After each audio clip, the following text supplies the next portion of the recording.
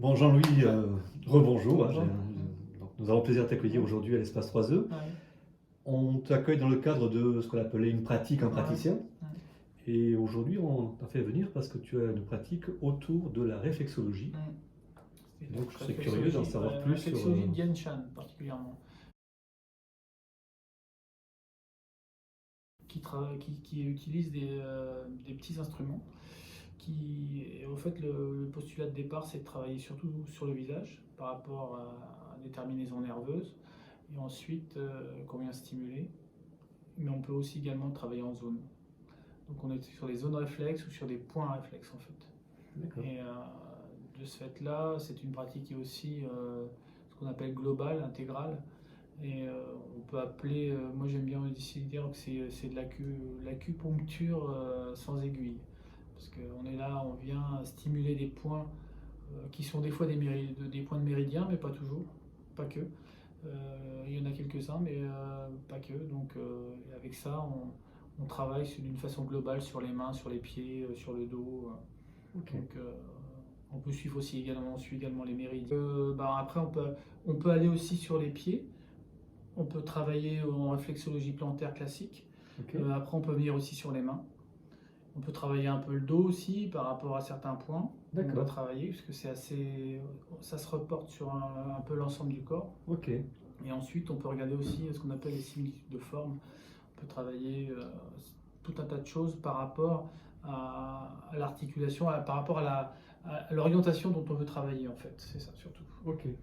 On reste quand même sur.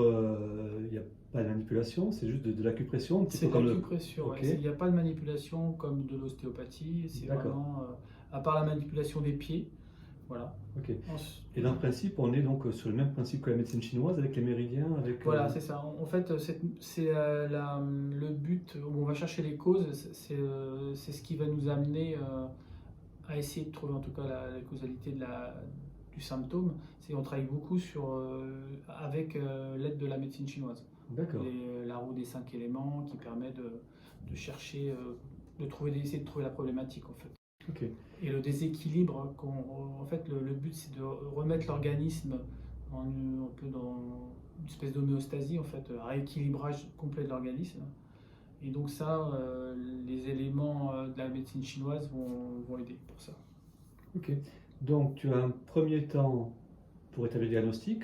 Essayer Voilà. de comprendre un petit peu comment les causes En fait, interagissent entre elles. C'est un peu systémique, un peu. Oui, en fait, la séance se déroule comme ça. On accueille la personne, on fait ce qu'on appelle un bilan réflexologique, où on détaille toute la problématique de la personne, si elle a des traitements, si elle a divers soucis elle aurait eu par le passé qui auraient encore des impacts maintenant. Et, Souci physique, s'entend. soucis physiques, ouais. D'accord. Ou des impacts peut-être. Moi, je regarde aussi le côté aussi psychologique. Peut-être D'accord. que s'il y a eu des côtés émotionnels, parce que là, on interviendra aussi dans le côté médecine chinoise où on retrouve, par exemple, s'il y a eu des peurs, on va travailler plutôt sur ce qu'on appelle l'élément eau.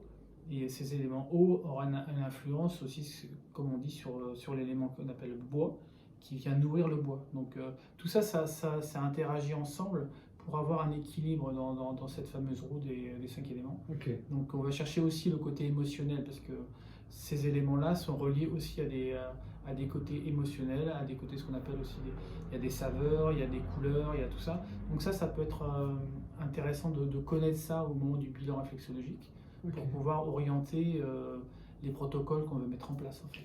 Alors, l'approche est très globale. On fera l'expérience, on va voir comment ça marche concrètement.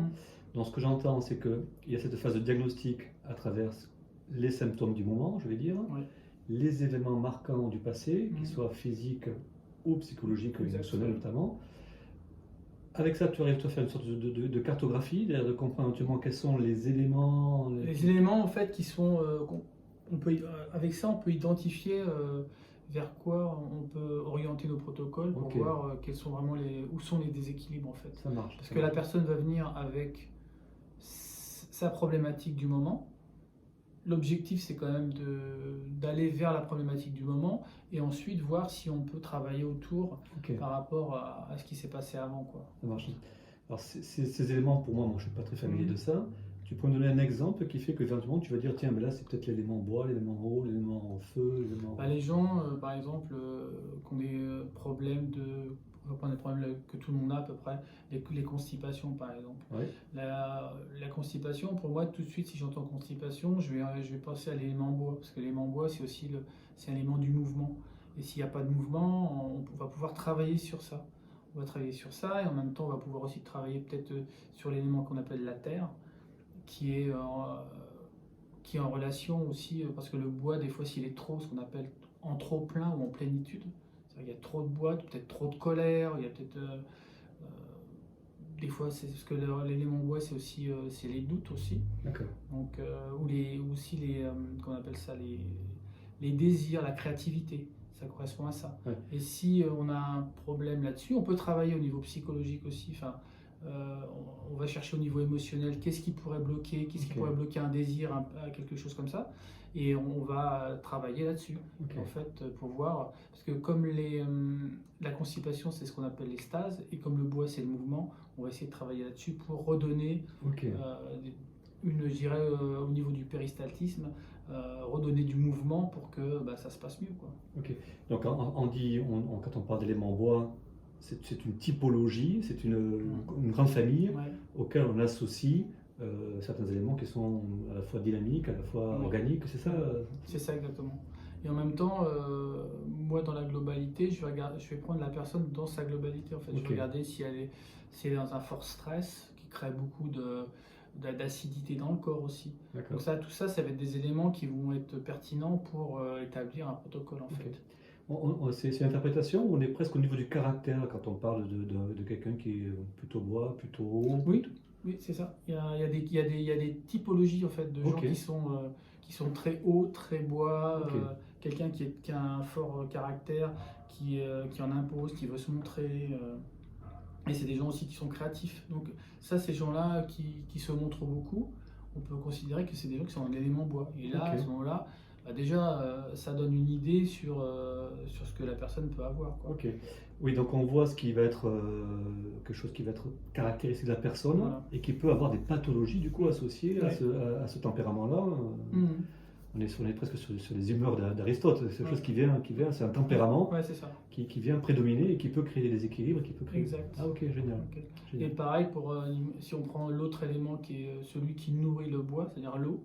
C'est pareil, c'est des gens, si on voit qu'il y a beaucoup de peur, des gens qui sont beaucoup dans le contrôle, donc souvent ça va ensemble. Donc là, on va voir des personnes, des fois qui sont un peu plus effacées, mais qui sont dans leur peur, qui peut avoir des pathologies qui vont avec en fait. Ça marche. Qui peuvent entraîner alors, ça. par exemple, moi, ça va beaucoup mieux maintenant, mais il y a eu toute une époque où j'avais beaucoup de problèmes liés à la sphère ORL. Tout ce qui était rhume, otite, angine, tout ça. La sphère orale, les oreilles, par exemple, on va retrouver ça c'est un des, comment on appelle ça, un élément qui vient des reins en fait. Donc c'est l'élément eau, les reins vessis. Donc on peut travailler déjà là-dessus. Déjà ça donne une idée tout de suite. Dès que c'est la sphère ORL, on va parler de ça déjà. Donc, et quand on dit l'élément rein, on parle de l'organe lui-même ou bien là aussi on parle d'une fonction? On parle de l'organe et de la fonction énergétique aussi, au niveau énergétique. Et par exemple, on voit bien, là c'est typiquement si tu me parles de sinusite, tout ça, ça va être des congestions, des choses comme ça. Donc ça va parler de l'élément rein, enfin l'élément eau, mais ça va aussi parler de l'élément bois, parce que justement ce qui reste bloqué, ça va être encore ce qu'on appelle des stases. Ça va être des blocages au niveau respiratoire, donc ça permet de travailler déjà sur ces deux éléments-là. Ok, ça marche. Tu aurais un autre exemple de quelqu'un avec qui tu as accompagné, sur lequel vous avez travaillé et qu'est-ce que ça a pu produire? Par exemple, oui, il y avait quelqu'un qui est venu me voir et qui avait des problèmes au niveau de la vessie. On a travaillé, par exemple, il avait des cystites, donc on a travaillé là-dessus. On a travaillé sur l'élément eau. On a travaillé là-dessus. Ok, ça marche. Et autour d'autres problématiques qu'il avait, mais c'était un des éléments en fait. D'accord. Concrètement, voilà, j'ai un petit souci que j'ai plus ou moins identifié. Je viens de te voir, ça se passe comment, là où les séances?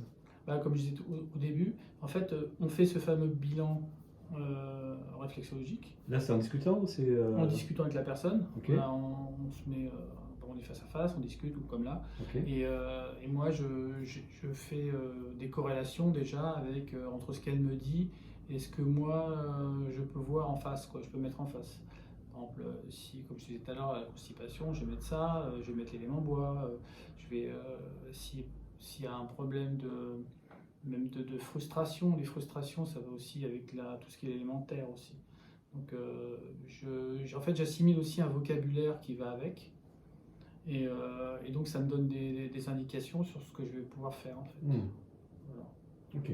Et donc là, après, tu organises une séance, Et plusieurs après, la séances. séance, en fait, en fonction de ce que je détermine, en fait, si c'est vraiment une séance découverte, on va faire ça en une séance. Ou si c'est une séance simplement de... Parce que cette méthode-là, ce qui est bien, c'est une méthode préventive, en fait.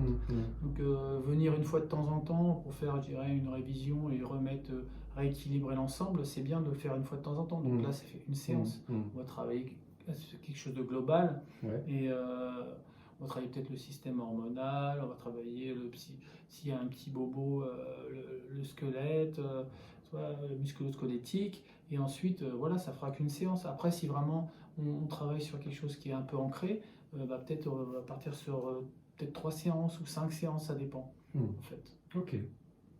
Donc voilà. Et aussi, ce que je tenais à dire aussi, c'est que moi, dans ma philosophie de voir cette pratique-là, c'est aussi, moi, mon intérêt, j'ai aussi un intérêt aussi alors ça sort un petit peu de la pratique, mais c'est pour essayer de trouver trouver d'autres praticiens, je vais le refaire, c'est pour trouver d'autres praticiens ou d'autres thérapeutes, ça sera mieux. Pour trouver d'autres thérapeutes pour avoir une synergie, c'est ce que j'aimerais mettre en place aussi. Une synergie avec d'autres thérapeutes pour, entre guillemets, faire comme comment j'arrive pas à l'exprimer, comment dire ça, un suivi, voilà. Alors, refais-moi la phrase depuis d'autres praticiens. Voilà. Et en fait, j'aimerais, moi aussi, en aparté de la présentation qu'on fait sur la réflexologie et ce que je fais, c'est que ce que j'aimerais mettre en place aussi, c'est une synergie avec d'autres thérapeutes pour avoir un suivi avec, par exemple, une personne, peut-être avoir ma pratique, mais aussi qu'elle se combine avec quelqu'un qui fait peut-être de la sophrologie ou de l'hypnose ou quelqu'un qui fait de l'ostéopathie, mais que ça crée comme une espèce de parcours de santé pour la personne et qui a un sens pour elle et en même temps c'est pour qu'elle soit en meilleure santé en fait. Okay. Et ça c'est un truc qui me tient à cœur en fait, c'est ça que j'aimerais bien mettre en place aussi. C'est intéressant si effectivement il y a moyen de construire avec ces praticiens un parcours. Et pour le client, le patient lambda qui arrive, qu'est-ce qui va faire, qui va venir te voir plutôt à toi, plutôt qu'un autre pour commencer? Effectivement, quel est l'élément qui va dire tiens, mais ça c'est intéressant, je peux le travailler avec son praticien qui va travailler en réflexologie, ça peut être le bon endroit pour commencer. Comme ça fait partie des médecines, entre guillemets, enfin pas médecine, faut pas que je dise ça, ça fait partie du bien-être et ce qu'on appelle médecine douce entre parenthèses. Peut-être que c'est peut-être un démarrage. En fait, souvent les gens qui viennent voir le type de personnes comme moi, c'est des gens qui ont fait un peu le tour déjà souvent ça arrive quand je vois passer dans les patients, en fait, dans les clients, pardon. Quand je vois passer dans les personnes qui viennent me voir, en fait, c'est souvent des gens qui ont un parcours avec plusieurs thérapies déjà, qui ont fait de l'ostéo, qui ont été voir le médecin et qui en fait ils s'en sortent pas. Donc souvent on les récupère à ce moment-là. Ou alors c'est des gens qui connaissent un petit peu déjà un peu souvent ils connaissent le plantaire, donc ils viennent me voir. Après moi je leur explique ce que je fais. Mais donc c'est souvent ces démarches-là en fait. Et plus en plus de gens essayent d'aller vers des méthodes un peu plus douces qui sortent un peu du circuit en fait. Et toi tu introduis quelque chose qui est plus préventif, j'entends cette idée effectivement de pouvoir faire à la fois des séances dans lesquelles on régule, on harmonise un petit peu. Ouais, en fait, moi, ce que j'aime dans ce que j'aime faire, en fait, c'est ça. C'est déjà amener la personne à comprendre quelles sont les causes de son problème, et en même temps, réguler l'organisme pour qu'elle se sente mieux, en fait. En donnant des conseils aussi, le but c'est aussi de donner des conseils, même si c'est pas ma spécialité, mais donner quand même des conseils au niveau alimentaire, des conseils au niveau hygiène de vie, c'est assez important, ou même donner des petites astuces de doing, ce qu'on appelle des petites astuces pour Le pour doing, c'est en fait, c'est des petites pratiques chinoises, d'automassage, des choses comme ça, qui permettent au quotidien d'entretenir ce qu'on fait en fait. Ok, ça marche. Donc là, on est vraiment dans l'esprit de la médecine chinoise qui fait en sorte que c'est continue à aller bien, on va voir aller mieux si possible, plutôt que d'être dans quelque chose qui est plus curatif et qui relève plutôt de la médecine classique allopathique. Le but, c'est que ce serait que les gens viennent vraiment d'une façon régulière au niveau préventif. Maintenant, dans la culture actuelle, c'est plutôt quand on est vraiment pas bien qu'on vient voir un praticien en fait. Ça marche. Et voilà. Après, dans ce que je fais aussi, là, j'ai essayé d'intégrer aussi la pratique de l'aromathérapie. Je trouvais qu'il y avait du sens avec ce que je faisais par rapport au niveau émotionnel, au niveau détente, déstressant. Donc je trouvais que c'était pas mal d'intégrer ça aussi dedans. Quels sont les cas pour lesquels ça paraît effectivement obtenir des résultats les plus intéressants? Donc, j'entends déstressant, ce serait quoi Oui, en fait, souvent la relaxation, en fait, les gens qui ont vraiment un gros stress, ça c'est la réflexologie, je trouve qu'elle est pas mal adaptée pour vraiment lâcher prise. Voilà. Après, y compris jusqu'à l'anxiété, des situations un petit peu... en fait, on peut traiter l'anxiété, on peut traiter les gens qui ont des problèmes d'insomnie, on peut traiter aussi les gens qui ont des problèmes hormonaux. Le champ d'application est assez vaste en fait. On peut traiter aussi quand on a un problème musculaire, tout ce qui est musculo-squelettique, problème sur les vertèbres, sur les lombaires, choses comme ça. Ok. Ah oui, on touche le dur quand même aussi. On est dans des choses qui impactent. On touche ça, mais toujours au travers des zones réflexes. Non, mais je veux dire, on peut s'attaquer à des situations qui sont vraiment des situations qui sont limitantes physiquement, par exemple. Pas le cas, mais il y a des gens qui ont traité, des collègues à moi qui ont traité des cas de fibromyalgie ou tu vois, de ce style-là, quoi. Donc l'hypothèse elle est vraiment que ce système-là, que constituent ces éléments, que constituent les méridiens, toute cette approche-là, a vraiment un impact réel sur le système endocrinien, hormonal, musculaire, tendon, tout ça. Ok. Oui, parce que par exemple, typiquement, là tu parles de tendons, quand les tendons ou même les yeux, c'est des éléments qu'on retrouve dans ce qu'on appelle au début des éléments en bois. Les éléments en bois, c'est le foie. Donc foie, vésicule biliaire. Donc tu retrouves ça là-dedans et donc tu peux aller travailler ça. Si des problèmes de tendons, on va travailler sur le foie. Super. On va pas tarder à passer sur la table. Ça dure combien de temps une séance? Une séance, moi je table en gros sur 1 heure en fait. Entre la première séance, ça peut être 1 heure. Les séances suivantes, ça pourrait être 45 minutes, puisque la première séance, c'est surtout la mise en place de tout ce qu'il faut faire et comprendre ce que la personne a. Et ensuite, c'est un suivi. Donc, on a des retours d'expérience. Moi, je fonctionne comme ça. J'aime bien avoir le retour d'expérience entre 2 séances. Et comme ça me permet d'avoir une idée de ce que je peux faire pour la prochaine fois, quoi. Ok. Alors, la causalité dans la version chinoise, c'est-à-dire en fait, tu vas chercher, au lieu de traiter le symptôme, tu essaies d'aller chercher la cause du symptôme, en fait. Tu vas un peu plus loin. En fait, et en même temps, tu travailles sur la globalité de la personne, et c'est sur une personne. C'est-à-dire que chaque protocole, même si ça semble des fois avoir un peu la même signification, les mêmes symptômes, tu ne travailles pas tout à fait pareil. Tu vas travailler en fonction de la personne et pas en fonction du symptôme. D'accord. Et on va chercher du coup plutôt du côté du métabolisme. On va chercher du côté métabolisme, on va chercher du côté émotionnel, on va chercher. C'est des grandes directions.